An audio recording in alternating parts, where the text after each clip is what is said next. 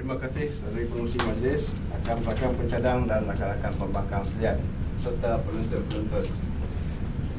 Izinkan saya memberi sedikit sebanyak hujah untuk menyokong pendapat dan saranan daripada pasukan kami, iaitu pelanggaran hak cipta harus dibenarkan mengikut keadaan. Saya akan nyatakan sebab-sebabnya.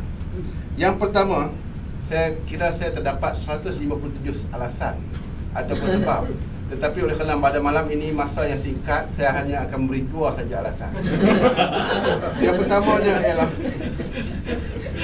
hukum hak cipta pada asalnya adalah tidak ada. Tidak ada hukum hak cipta pada asalnya.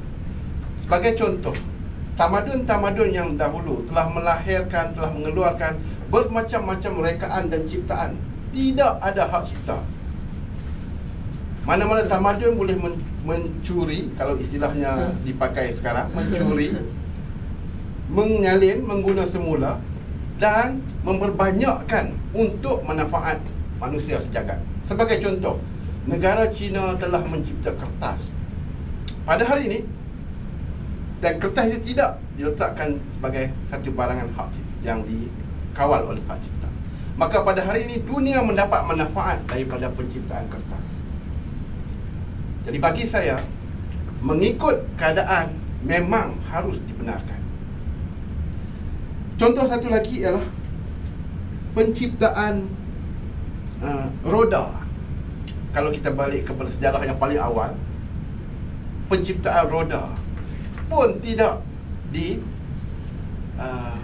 patentkan atau diletakkan di bawah hak cipta. Yang ada cumalah daya sebagaimana sekarang ni Dunlop, Bridgestone dan sebagainya. Tetapi roda itu sendiri tidak diletakkan di bawah hak cipta. Maka manfaatnya dapat dirasai oleh seluruh manusia sejagat. Jadi, saya ulangi, pelanggaran hak cipta itu sebab hukumnya pada asalnya tidak ada. Maka kalau ada sekarang ini, kita boleh balik kepada hukum yang dulu, boleh dilanggar mengikut keadaan. Hujah saya yang kedua, perkataan mengikut keadaan itu adalah satu perkataan kata kunci. Mengikut keadaan bukan bererti selama-lamanya. Mengikut keadaan adalah mengikut situasi. Sebagai contoh, jika negara itu miskin dan perlu untuk segera maju, maka kadang-kadang pelanggaran hak cipta ini dirasakan sangat perlu. Sebagai contoh, negara Jepun pada tahun 50-an ataupun 60-an telah melakukan banyak pelanggaran hak cipta kerana memajukan diri negara tersebut. Dan pada hari ini kita melihat Jepun telah maju dan telah menyumbang kembali kepada masyarakat dunia. Jadi saya rasa dengan keadaan mereka yang miskin pada waktu itu, selepas kalah perang, maka situasi itu membenarkan mereka untuk mengadakan pelanggaran hak cipta. Yang kedua, yang mengikut keadaan.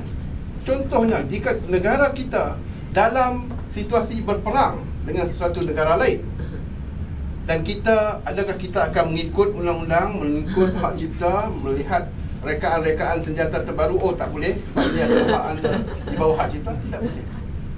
Di waktu itu, mengikut keadaan itu, kita perlu melanggar, maka malah wajib kita melanggar undang-undang hak cipta. Inilah poin saya ataupun hujah saya yang ingin saya kemukakan. Saya harap selepas ini saudara ketua saya, ketua pencadang akan menggulungkan dan memberikan hujah yang lebih pernas daripada apa yang telah kami sampaikan tadi. Sekian.